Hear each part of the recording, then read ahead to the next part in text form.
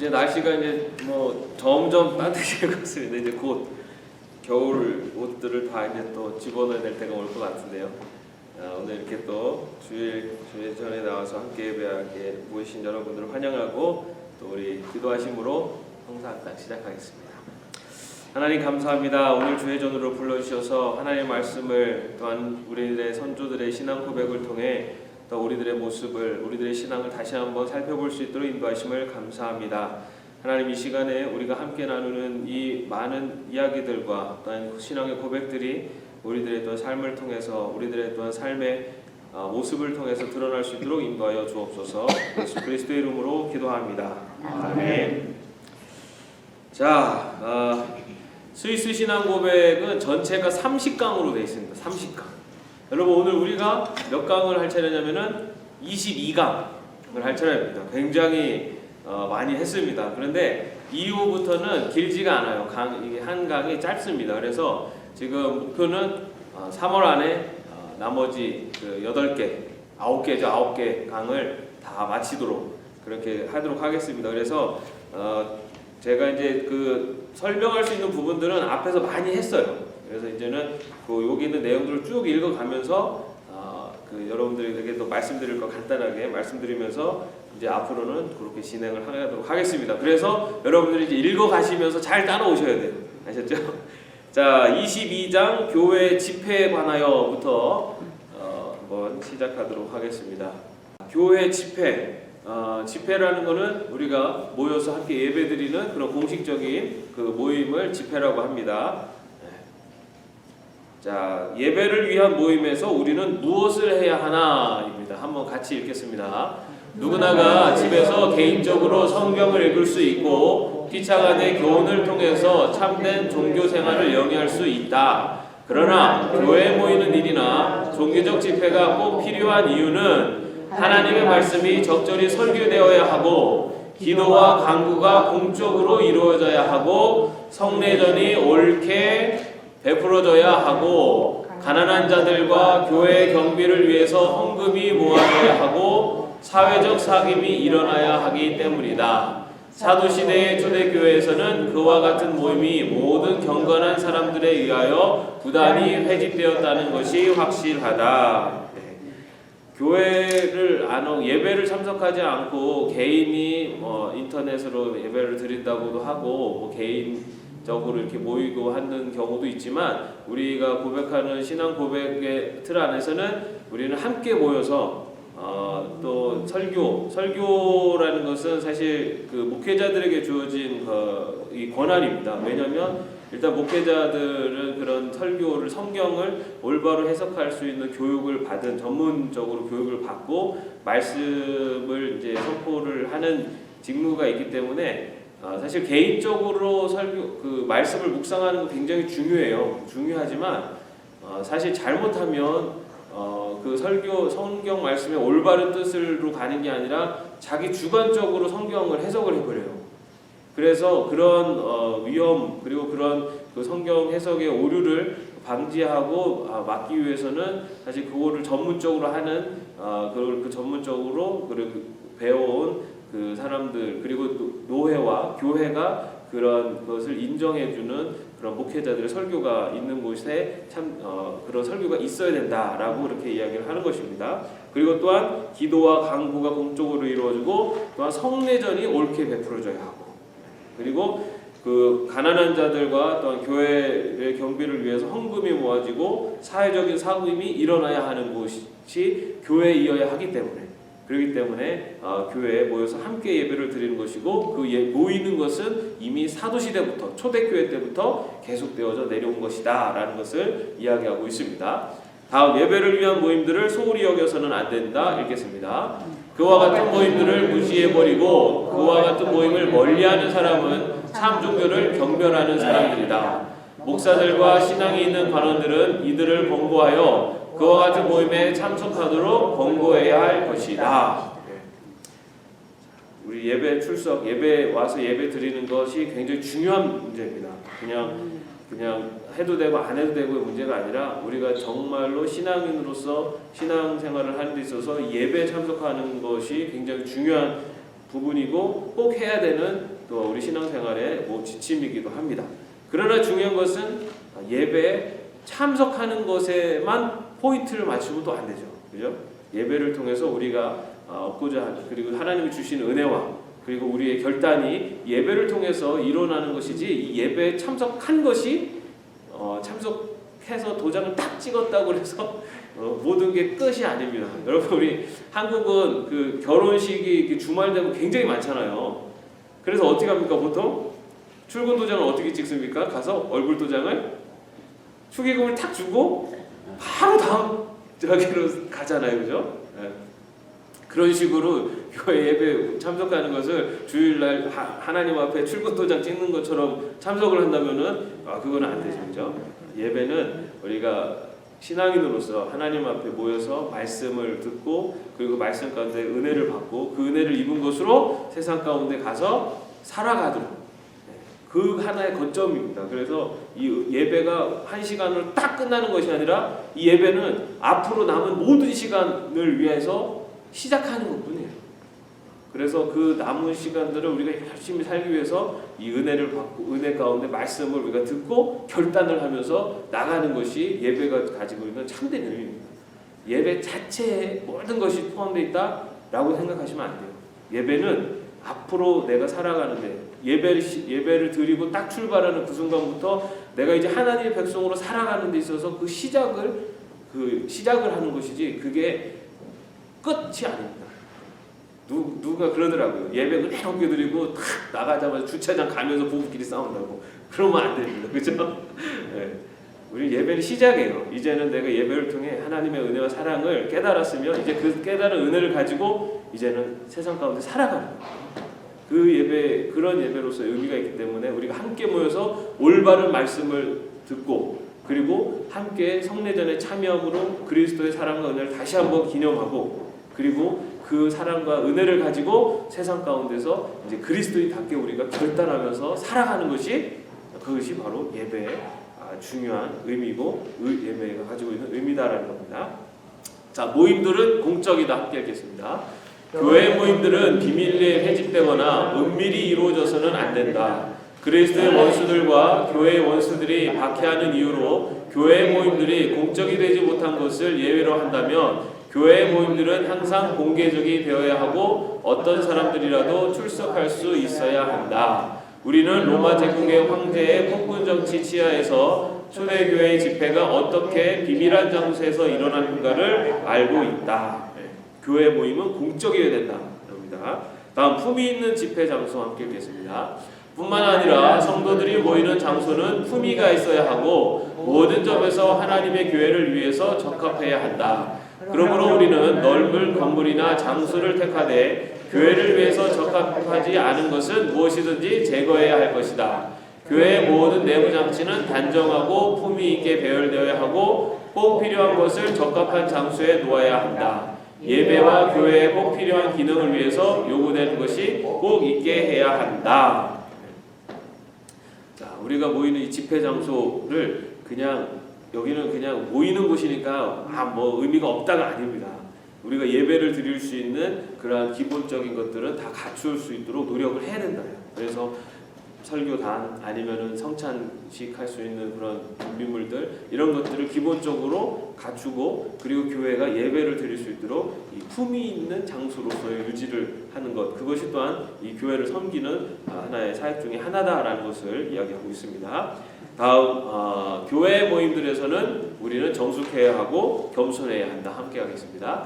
하나님께서는 손으로 만들어진 건물 안에 거하시지 아니하신다는 사실을 우리는 믿는다. 그러나 우리는 하나님의 예배를 위해서 헌납된 장소들이 속된 것이 아니요 거룩한 것으로 인정한다. 그 이유는 하나님의 말씀 때문이요 그 장소들이 거룩하게 사용되기 때문이라는 사실을 우리는 알고 있다. 네. 따라서 이와 같은 장소 안에 있는 사람들은 하나님의 현존과 그의 거룩한 천사들의 현존과 더불어 거룩한 장소에 있다는 사실을 의식하면서 점잖고 정숙하게 행동해야 할 것이다. 예. 여러분, 이 우리 예배 드리는 이 처소가 거룩한 이유가 뭐죠? 하나님의 집이니까. 하나님의 집. 그죠? 자, 그러면은 이곳은 제사를 드리는 곳입니까? 제사는 아니에요, 그죠? 이미 제사는 예수 그리스도를 통해서 구약의 그 하나님과 어떤 죄를 용서함을 받고 하는 그런 만남의 자리로서의 의미는 사실 이제는 예수 그리스도를 통해서 끝났어요. 예수님이 완성하셨어요. 예수님이 제물이 되심으로써 이제는 이 교회는 하나님과 어떤 제사를 드리고 하나님과 인간의 어떤 중재의 역할을 하는 그런 역할을 하는 곳이 아닙니다. 교회가 거룩한 이유는 이곳이 하나님의 거룩한 집이고, 그리고 또 하나 더 중요한 것은 하나님을 모시고 있는 사람들, 하나님을 모시고 있는 성도들이 모여 있는 곳이기 때문에 거룩한 곳이에요. 그게 무슨 말입니까? 하나님이 어디에 계시죠? 우리 안에 계십니다. 우리가 예수님을 믿고 예수님을 믿는다는 것은 우리가 성령님이 우리를 믿게 하실 때 우리가 믿을 수 있다고 분명히 말씀드렸잖아요. 성부 하나님, 성자 하나님, 성령 하나님, 우리는 삼위일체 하나님을 하나님이라고 우리가 믿습니다. 성령님께서 하나님께서 우리를 은혜를 베풀어 주셔서 성령 하나님께서 우리에게 믿음을 주시고 우리가 그 예수 그리스도 성부 성자 예수 그리스도를 믿게 됨으로써 우리 안에는 하나님이 거하시는 하나님의 처소가 된 거예요. 바로 하나님이 거하시는 곳이 어디라고요? 우리예요. 우리 안에 하나님이 거하시는 거고, 하나님이 거하시는 하나님의 백성들이 모여 있는 그곳이 바로 하나님이 거하시는 하나님의 처소입니다. 그렇기 때문에 하나님의 백성들이 모여 하나님을 예배하고 하나님을 찬양하는 그곳이 바로 거룩한 이유예요. 거룩한 이유는 나는 여기 있고 하나님은 여기 있고가 아니라 하나님을 모시고 있는 거룩한 백성인 나와 나의 믿음의 동역자들이 함께 모여있는 이 때문에 이곳이 거룩합니다.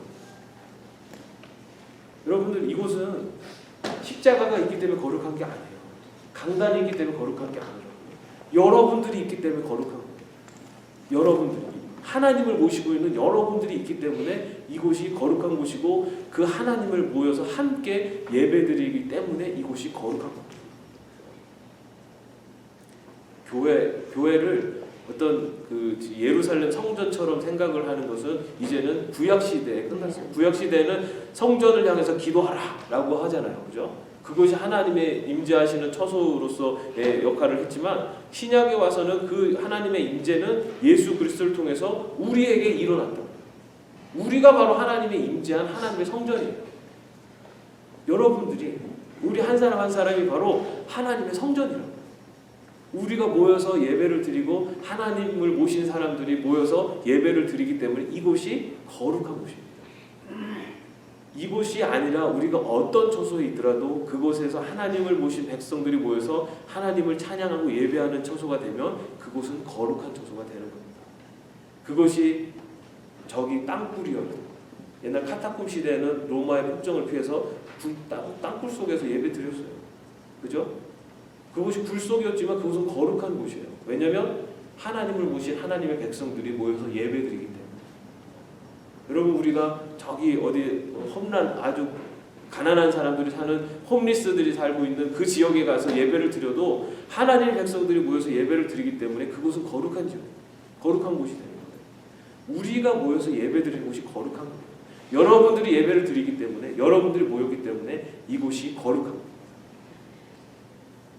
그러나 우리가 예배드리는 이 공간을 또한 하나님을 예배드리는 처소로서의 역할과 또한 그 거룩함을 갖고 있기 때문에 그것을 위해서 우리들이 함께 예배드리기 위한 여러 가지 품위를 갖출 수 있는 것들을 준비하는 것 역시 우리가 함께 모여 예배드리는 의미다라는 것을 또 이야기하고 있는 것입니다. 자, 그렇기 때문에 우리는 정숙해야 하고 겸손해야 한다라는, 어쩌면 우리가 이 예배 공간 안에서 하나님을 예배하는 처소 안에서 우리의 자세들을 이야기하고 있습니다. 다음에 교회당 본당이 갖춰야 할 참된 장식들 함께 하겠습니다. 따라서 우리는 교회의 본당과 그리스도인들의 기도하는 장소로부터 모든 사치스러운 치장들과 모든 교만과 기독교적 겸손과 훈련과 절제에 적합하지 않은 것을 제거해야 한다. 그도 그럴 것이 교회의 참된 장식은 상하나 금은 보석으로 꾸며지는 것이 아니라 교회 안에 있는 사람들의 검소함과 경건함과 동망으로 꾸며지는 것이다. 교회의 모든 일들은 적절하고 정중하게 그리고 질서 있게 처리되어야 하며 모든 일들이 건설적인 방향으로 이루어져야 한다. 교회의 참된 장식은 상아나 금은 보석으로 꾸며지는 것이 아니라 뭐로 꾸며진다고요? 교회 안에 있는 사람들의 검소함과 경건함과 덕망으로 꾸며지는 것이다. 이 교회가 아름다운 예배 처소가 되기 위해서는 우리가 여기를 얼마나 멋지게 조명을 밝히고 이게 중요한 게 아니라 이 예배에 참석하는 사람들의 그런 검소함, 경건함, 덕망으로 이 교회가 아름답게 빛을 난다는 겁니다. 빛을 낼 수 있다는 겁니다. 우리가 교회를 잘 가꾸는 것, 관리하는 것도 굉장히 중요해요. 그러나 더 중요한 것은 우리가 교회된 우리가 어떠한 삶으로 살아가느냐가 그리고 어떠한 마음의 자세로 이 예배에 참석하느냐가 더 중요하다는 겁니다. 우리가 예배 드릴 때 우리가 정말 겸손함으로 하나님 앞에 나오고 그리고 우리가 경건함으로 그러면서 우리의 서로 간의 삶 속에서는 서로에게 덕을 끼치는 그러한 관계로서 우리가 이 자리에 참석하고 있으면 이곳이 아름답고 거룩한 하나님의 예배의 처소로서 드러난다는 겁니다. 이곳에서 황금을 갈고 의자를 막 최고급 상하 의자로 바꾼다고 해서 이곳이 아름다운 곳이 아니라 여기 있는 모인 우리들이 어떤 마음으로 모였느냐가 이 예배 처소의 아름다움을 나타내는 증거랍니다. 그렇기 때문에 예배 드릴 때 가장 중요한 것은 이런 시설들이 아니라 더 중요한 것은 우리들이 참여하는 사람들의 마음의 자세입니다. 그것을 우리 신앙 고백에서도 이야기하고 있습니다. 자, 일상적인 언어를 사용하는 예배 함께 읽겠습니다. 그러므로 예배를 위한 집회에서 우리는 이상한 방언들을 하게 해서는 안 된다. 예배 시의 모든 일은 이 모임에 참석한 모든 사람들이 이해할 수 있는 언어로 수행되어야 한다. 그래서 공식적인 예배에서는 방언으로 기도를 하면은 안 됩니다. 방언은 뭐죠? 하나님과 나와만의 개인적인 기도예요. 그래서 사실은 방언은 통변하는 은사가 없는 한 그것을 이해할 수가 없잖아요. 공식적인 예배에서는 그래서 방언으로 기도를 하면 안 돼요. 왜냐하면 이곳은 함께 모여 예배하는 처소이기 때문에 그런 것에 대해서 그 방언으로 다시 말하면 개인적인 어떤 관계로서만으로 하는 예배의 어떤 요소들은 그 안에서 우리가 절제해야 된다라는 것을 이야기하고 있습니다. 자, 이렇게 해서 22장 집회에 관하여 끝났고요. 23장 교회의 기도와 찬송과 교회 법적으로 정해진 시간에 관하여 22장 이후부터는 21장에서는 성만찬까지 얘기했어요. 그죠? 굉장히 어떻게 보면은 예식적이고 그리고 이제 조금 신학적인 이야기였고 그 22장 이후로부터는 실제적인 이야기입니다. 지금 우리가 살펴본 것처럼 어떤 예배, 집회 장소 뭐 이런 얘기고 그 다음에 23장에서는 기도, 찬송 그리고 예배 시간 이런 얘기들 한번 보도록 하겠습니다. 기도 함께 읽겠습니다. 성도들의 모든 기도는 신앙과 사랑으로부터 오직 하나님께만 드려져야 하는데 오직 그리스도를 중보로 해야 한다. 자, 그래서 여러분 우리가 기도할 때 처음에 뭘 합니까? 하나님을 먼저 하나님께 우리가 기도하는 대상을 먼저 부르잖아요. 은혜로우신 하나님, 거룩하신 하나님, 그죠? 그 다음에 마지막은 예수 그리스도의 이름으로 기도합니다. 이거는 중보자 되시는 예수님의 이름으로 기도합니다. 다른 거는 사실은 뭔가 사실 기도의 법 규칙이라는 게 없어요. 기도는 하나님 앞에 우리가 드리는 마음을 드리는 거기 때문에 규칙이라고 할 것이 없어요. 그러나 꼭 지켜야 되는 것이 있다면은 처음에 우리가 기도하는 대상을 정확하게 하는 겁니다. 우리가 기도하는 대상.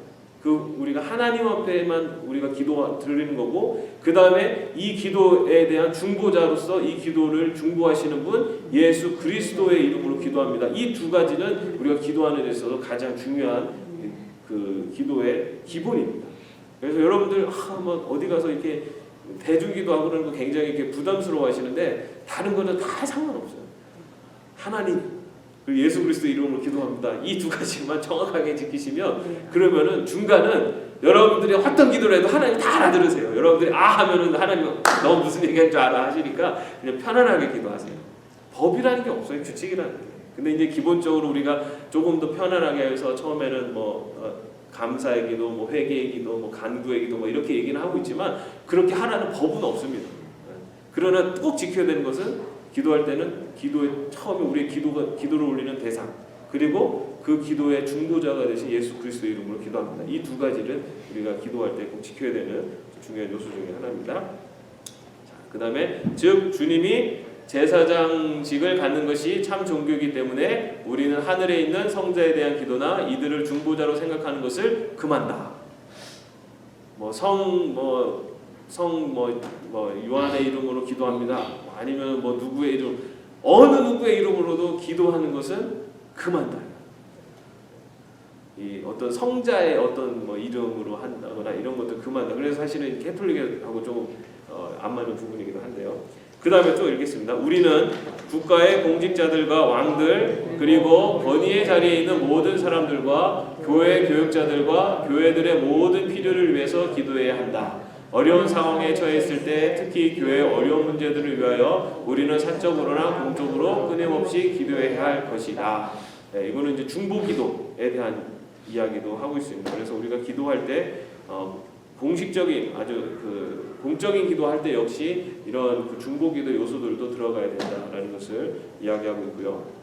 자, 그다음에 자유로운 기도 함께 읽겠습니다. 그뿐만 아니라 우리는 억지로 기도하거나 보상을 위해서 기도할 것이 아니라 자발적으로 기도해야 할 것이다. 어느 한 장소에서만 기도해야 된다고 생각하는 것은 미신적이라서 합당치 않다. 마치 교회의 본당만이 기도의 처소인 것처럼 생각하는 것은 잘못된 것이다. 그런데 공주기도의 경우 그것의 형식과 시간에 관하여 모든 교회들에 있어서 꼭 같을 필요는 없다. 각 교회는 이에 관하여 자유롭다. 자, 우리가 기도하는 처소는 그렇죠. 하나님의 지금 우리가 생각하는 이 교회도 역시 기도하는 처소 중에 하나일 뿐이에요. 그죠?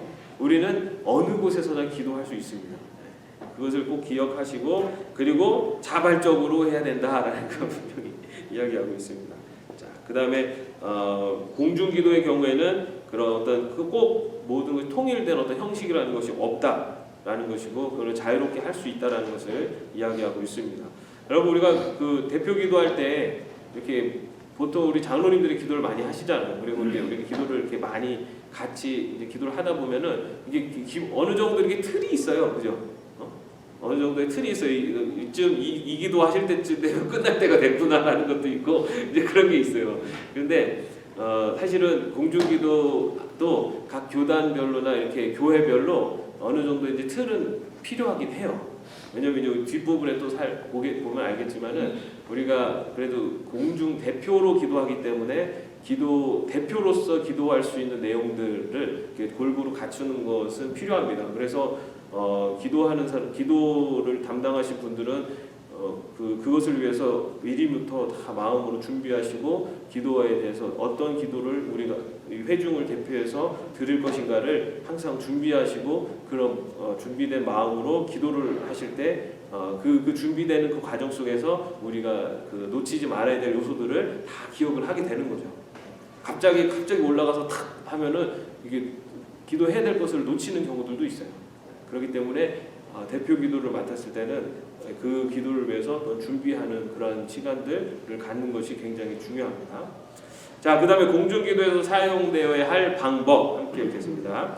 다른 일들에 있어서도 그렇지만 공중기도에 있어서도 그것이 쓸데없이 길어지거나 지루해지지 않도록 어떤 표준이 있어야 한다. 예배를 위한 집회의 보다 큰 부분을 우리는 복음 설교를 위해서 할애해야 하고 누가 기도를 너무 길게 함으로 설교 말씀을 들을 즈음에는 지루해서 회중을 떠나 설교 말씀과 관계가 없어지는 것을 막기 위해서 우리는 유의해야 한다. 이처럼 기도가 길어질 경우 짧은 설교 말씀도 길고 지루한 설교 말씀처럼 들린다.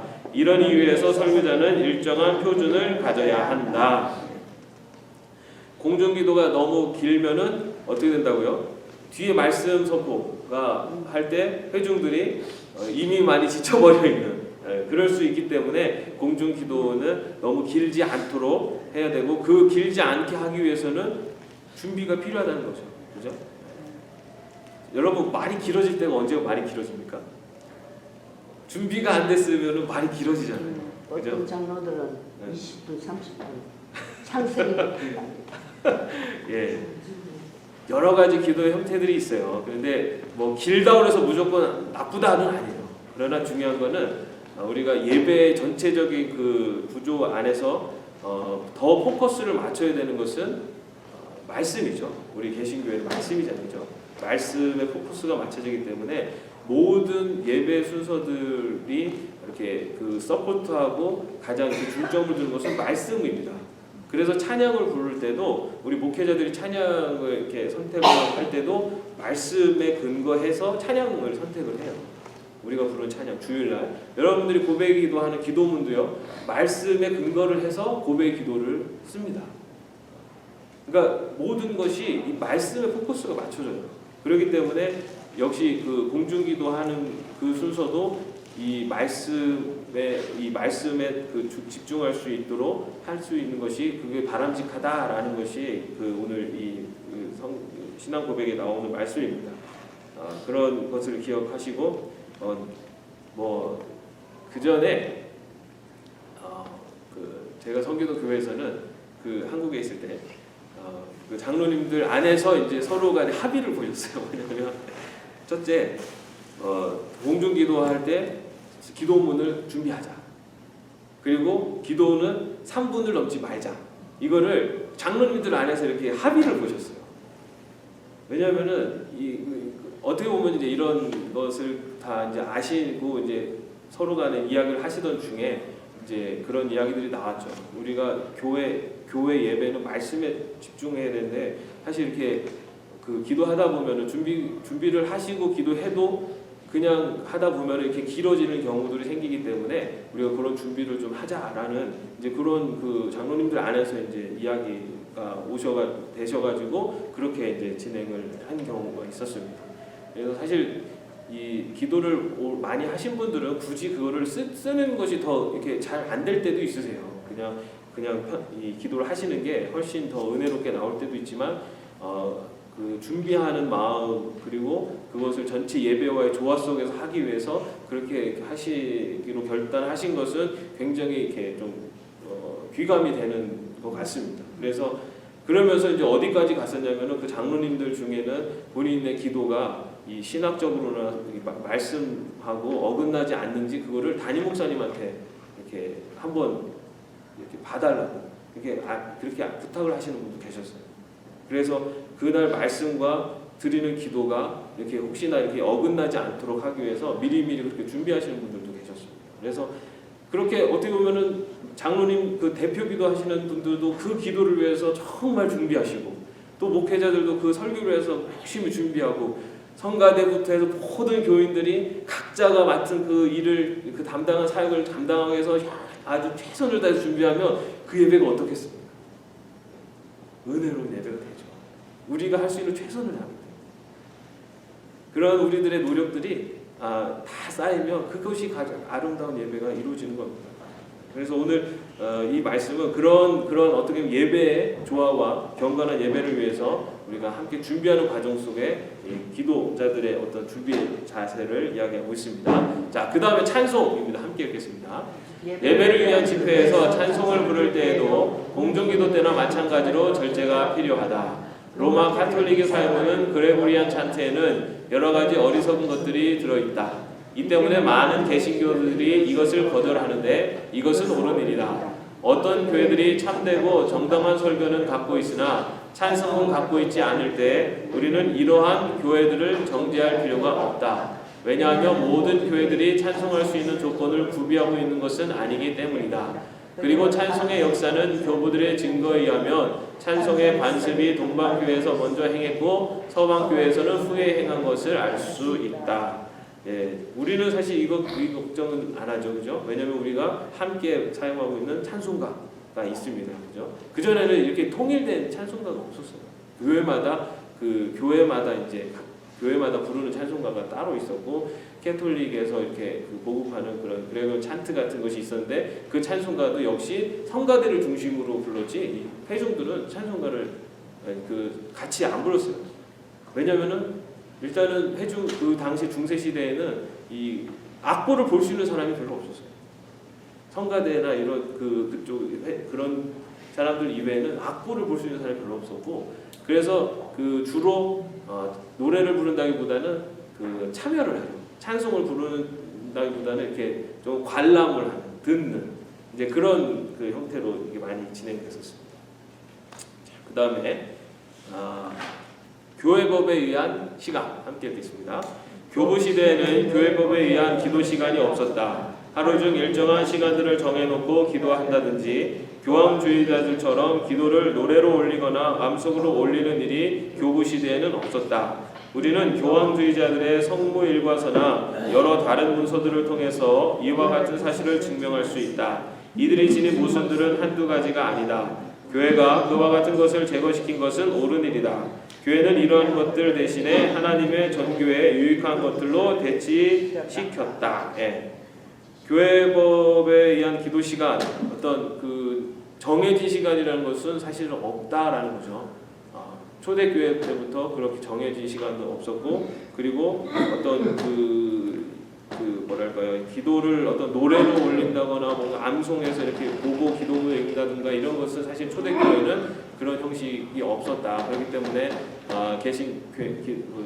종교개혁, 개혁교회들이 그것들을 따르지 않는 것이, 그것이 결코 잘못된 것이 아니다라는 이야기를 하고 있습니다. 자, 이렇게 해서 오늘 그 23강까지 마쳤습니다. 이 두 강을 오늘 마쳤고, 오늘 굉장히 좀 빨리 끝냈는데요. 여러분, 지금 아주 구체적으로 기도, 찬송, 그리고 예배드리는 처소, 시간, 이런 아주 구체적인 이야기들을 지금 우리 스위스 신앙고백에서 후반부에 이렇게 하고 있습니다. 그런데 중요한 것은 이러한 규정들이 생겨지게 된 이유가 중요한 거예요. 그죠? 예배를 드리는 처소를 어떻게 해야 되고, 기도는 어떤 식으로 해야 되고, 찬송은 어떻게 해야 되고, 뭐 이런 것들이 이야기 나오는데, 그 형식이 중요한 것이 아니라 그 형식을 왜 이 신앙 고백서에서 이야기하고 있는가가 중요합니다. 우리가 예배, 기도나 공중기도나 아니면 찬송가나 이런 여러 가지 요소들에 대해서 교회를 꾸미는거나 이런 것들을 이야기하는 이유는 우리가 온전한, 우리들이 가장 준비되어 있는 예배를 드리고, 그리고 우리가 그 예배 우리가 할 수 있는 정성을 다하는 예배를 드리기 위해서 이런 규정들에 대한 이야기를 하고 있는 겁니다. 우리가 이 규정에 매여버리면 안 돼요.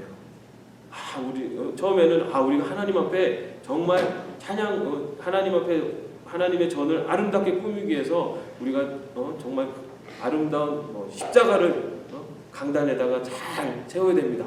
라고 해가지고 십자가를 세웠는데, 시간이 지나면서 그 십자가가 이제는 강단에서 이 십자가가 중요해버리는 것이 돼서 누구도 이 십자가를 만지면 안 되고, 어떤 그 십자가가 그 의미가 바뀌어버리는 경우가 있어요. 다시 말해 뭐냐면은, 우리가 예배를 드리고 신앙생활을 하는 이런 형식이 중요해버린다고요. 형식이.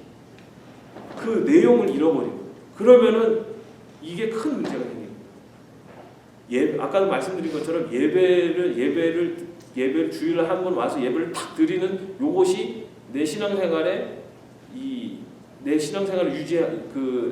계속할 수 있는 아주 중요한 요소 해서, 예배만 딱 드리면 끝. 이제는 나는 모든 것이 다 해결됐어. 라는 마음이 들 수가 있다고.